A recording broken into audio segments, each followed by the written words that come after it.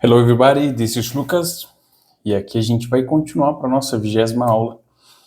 E caso você não tenha visto aí, eu estou fazendo uma playlist do zero até aqui, né? Então temos aí 20 aulas já de graça para você, começando do zero. Então para quem não sabe falar absolutamente nada, começa lá do zero. Se você já sabe algumas coisas, procura aí o tópico que você ainda não tem certeza. Clica lá e vamos seguir. Então, hoje na nossa 20ª aula, eu vou falar sobre como descrever algumas coisas.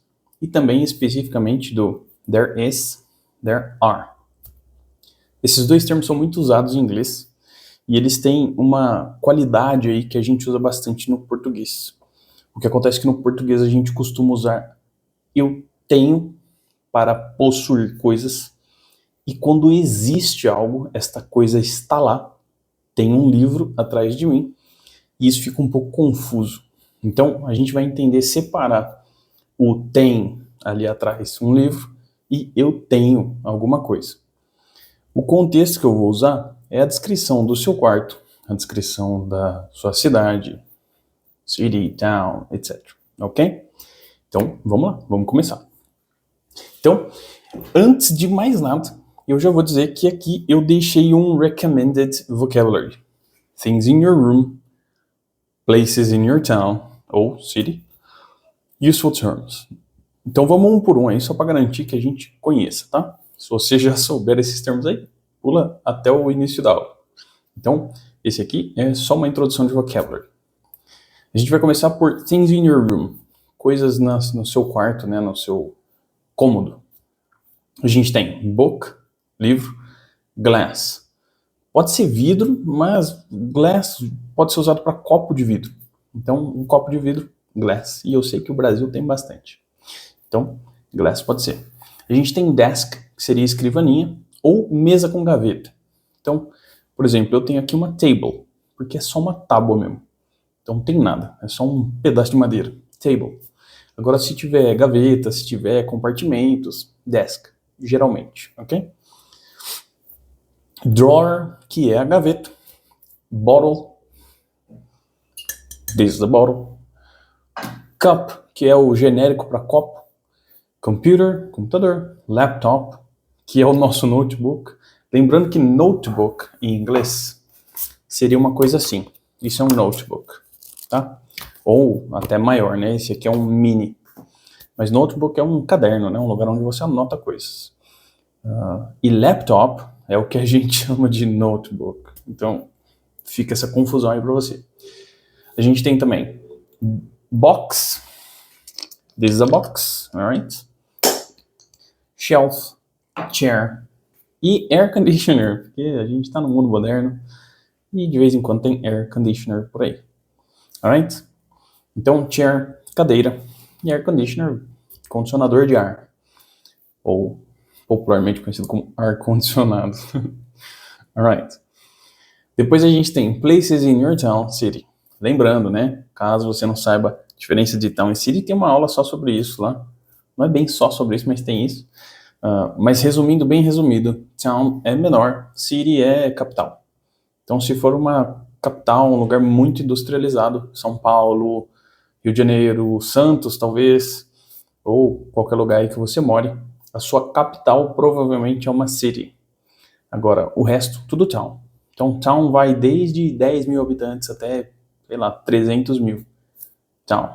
Se tem cara de cidadezinha, town. Então, na sua town ou city, a gente pode ter work, que é um nome genérico para trabalho, company, empresa, school, escola, church, igreja, temple, templo, theater, e aqui tem um detalhe, né, ó, eu coloquei US, que é United States. Esse T-E-R, só United States. Então, se eu mexer aqui, ó, aqui seria British, assim, e assim, United States, ok? Então, você vai ver que tem algumas palavrinhas que tem essa diferença aqui, tá? Depois a gente tem town hall, town hall, que é o município,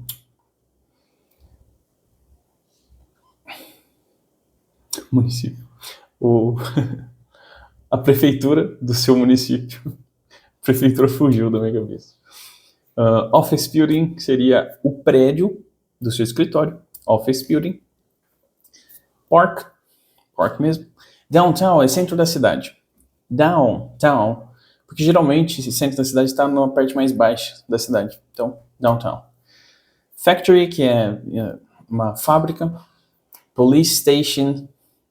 Cuidado aí com essa pronúncia de police, né? A gente tem costume de falar police. Não é police, não, é police. Police. Alright? Police station, bus stop, que é a parada de ônibus. Police station, caso você não saiba, é a delegacia. Train station, estação de trem. Station é estação genérico, né? Às vezes é os dois, por exemplo, aí se chama de station. Central station, etc. Bridge, ponte. Restaurant, restaurante mesmo. Aqui, ó, tem a pronúncia de café. Café.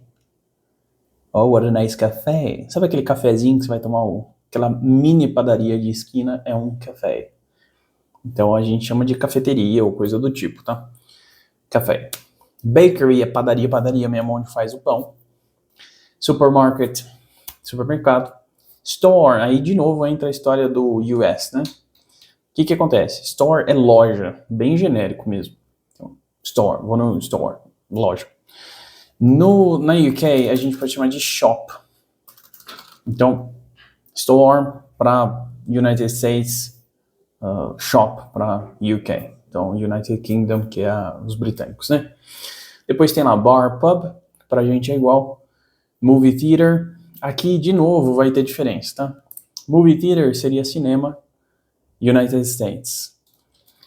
Cinema, igual a gente faz, é UK, British. Então os British chamam de cinema mesmo, tá? Claro que tem a pronúncia um pouco diferente, então fica cinema. Depois tem hotel, library, hotel sendo hotel mesmo, library. Aqui tem um detalhe, hein? Vou até adicionar aqui, ó.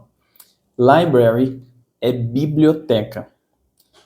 Livraria, onde você compra livro, é bookstore. Você vai na Saraiva, bookstore. Não é library. Library geralmente é coisa pública. Mall, que é o shopping. Cara, isso aqui é o clássico brasileiro, tá? Ó. Shopping mall é o nome completo. Porque mall é o lugar. E shopping é o que você vai fazer lá.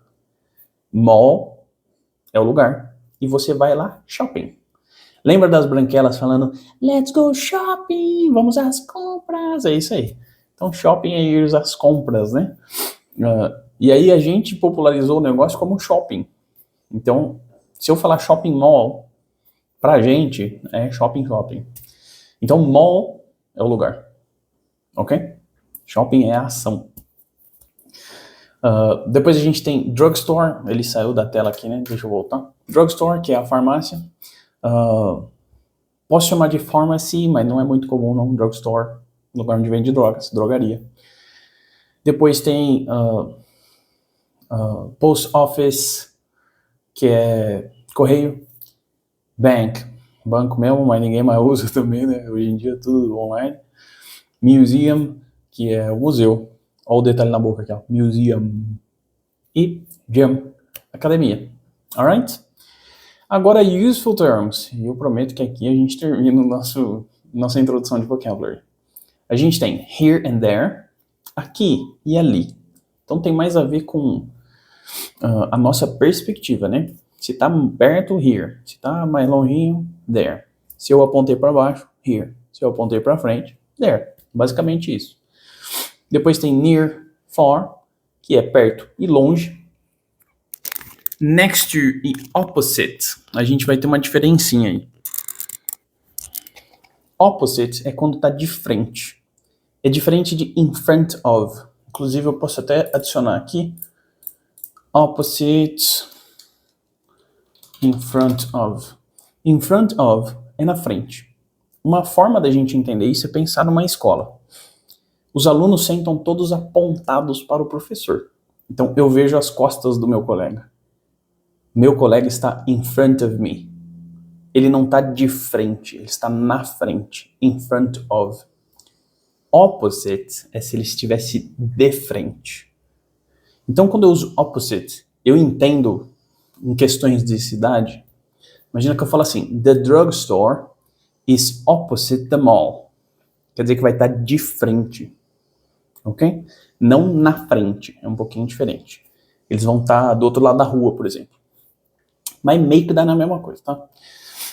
Mas enfim, near é algo que está perto, far, algo que está longe, next to é que está do lado. Por exemplo, this book here is next to this book, which is next to this book, etc.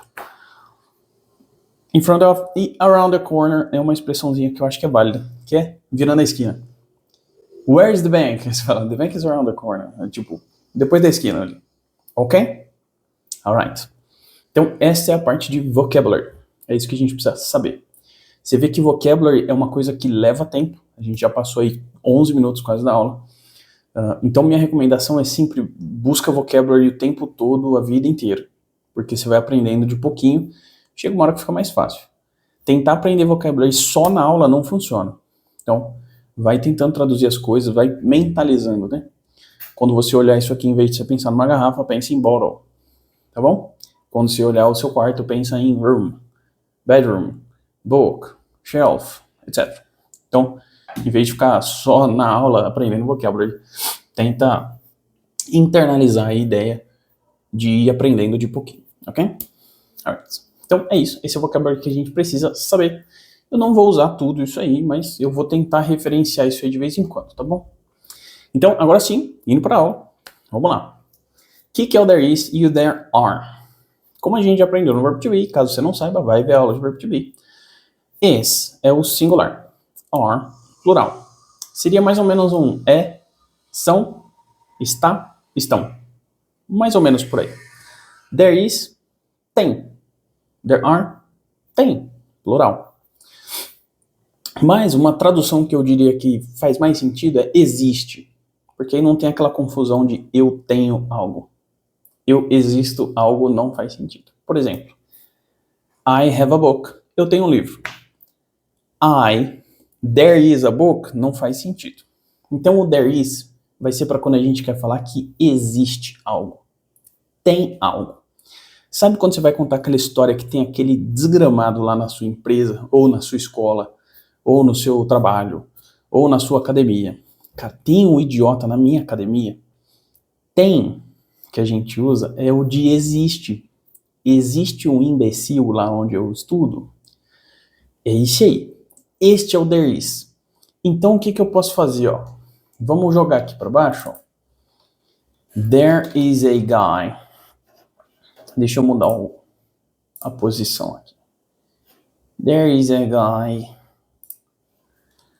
where I study. Tem um cara onde eu estudo. Ok? Então, existe um rapaz onde eu estudo. E aí você continua a sua frase. Como que a gente vai usar isso aqui para fazer sentido? Primeiro, pensa no seu quarto. Se eu olhar aqui em volta, ó, então aqui tem algumas coisinhas, né? Tem uns livros, tem uma estantinha, tem uma estatuetinha aqui que tá fora da visão, olha só que bonitinho que ela é. Ó. Tem uma estatuetinha, statue, oi, furniture piece. Que mais? Tem glasses aqui atrás, ó. Tem os glasses do Harry Potter, mais ou menos, right? E eu vou falar assim, cara, tem isso aqui, tem aquilo ali. There are glasses. There are books. There's a statue. Statue parece uma coisa muito grande, né, mãe? Só para ficar mais fácil. Enfim, então eu posso falar there is, there are. There is a cell phone, com quem eu tô falando. There's a notebook. There's a box in my room. Então a minha recomendação é olha em volta aí e tenta descrever o que tem aí na sua room, ok? Alright. Então, se eu pegar o vocabulário que tem aqui, ó. Book, glass, desk, drawer. There is a glass on my table. Tem um copo de vidro na minha mesa que é uma tábua. Se a sua mesa não for uma tábua, usa desk. On my desk. tá bom? Alright. Assim como o verbo to be, quando a gente vai fazer perguntas, eu vou colocar oposto. Is there a glass on my desk? Virou pergunta. E também como o verbo to be, quando eu quero deixar negativo, there is not a glass. Ou melhor, there isn't a glass on my desk. Ok? Então, basicamente, ele funciona como um existem, mas ele vai funcionar gramaticamente igualzinho o verbo to be. É só pôr um there antes. Tem. There is a...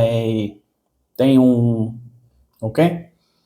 Então, pensando aqui um pouquinho na sua town, na sua city, a gente pode pensar ali, ó. Deixa eu pensar aqui Tem uma estação de trem perto do meu office building. Então, como será que eu falo isso aí? Pensa aí um pouquinho. Lembrando, tem, existe. There is, there are. Yes? Estou falando do quê? Da train station nesse caso. There is. Porque é uma coisa só, certo? Se tivesse duas train stations, there are two, ok? There is a train station. Aonde? Perto. Como que era perto mesmo?